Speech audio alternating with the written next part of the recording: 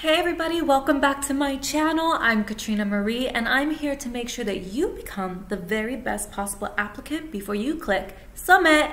So today I'm going to be talking to you about letters of recommendation. And you're probably thinking like, what is a letter of recommendation? Why are they even asking me for this?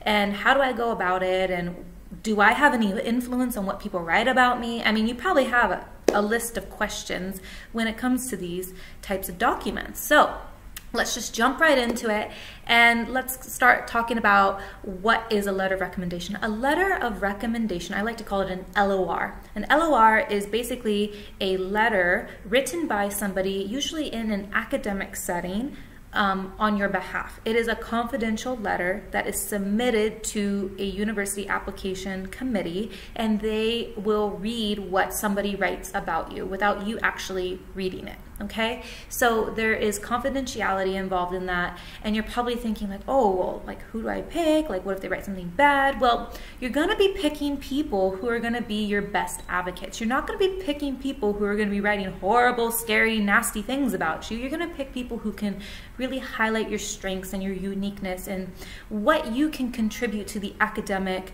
environment. Okay, so again, universities are looking for not only strong academic students, but they're also looking for people that have personality and character and uniqueness. And these letters help bring that part of the application to life. So you are beyond your numbers and GPA and grades. You are so much more than that. And that's what these letters are there to do. They're there to highlight who you really are and who you really are, who you really are in the bigger scheme of things. So again, you're going to be picking two of your best advocates, and those can be your most recent teachers. It doesn't necessarily have to be people who have your strongest grade in their class. They could just be teachers that know you really well. Maybe they've taught you all 4 years. Maybe they also coached you on a soccer team outside of class. You know, you might have multiple relationships with this one particular educator. So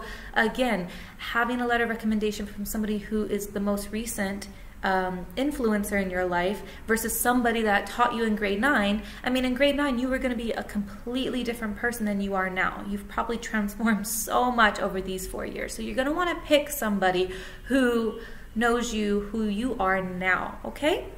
So what you can do to influence what is written about you is probably what you're probably most eager to learn about. What you can do is just be yourself. Okay, if you are an active participant in the learning community, if you are always turning things in on time, if you are engaged, if you obviously perform well academically or do the best effort possible, your teachers and your educators are going to know that about you. Okay, so just keep in mind, being yourself is probably the most important thing you can do to influence these letters. Now, if you want to give them a resume or a brag sheet, you're welcome to do that, so they can write a little extra information about you just to kind of make it have some bells and whistles. But for the most part, teachers are going to write about you based off of their experience around you and you being in the classroom with them. So this goes to show that your impression matters, your professionalism, your student-to-teacher relationship is important, how you communicate with your teachers, and just who you are. It does make a difference, okay? So when you are picking these people, make sure that you ask them in advance, make sure that you thank them after they write the letter, because again, these people are taking time out of their busy lives to write you a letter and to do you a favor. It is not a right, it is a privilege. So keep that in mind, all right? So if this information has helped you or you feel that this can help somebody else, make sure that you like or subscribe to my channel or share it with somebody who is applying to university, okay? And I hope to catch you all in the next video.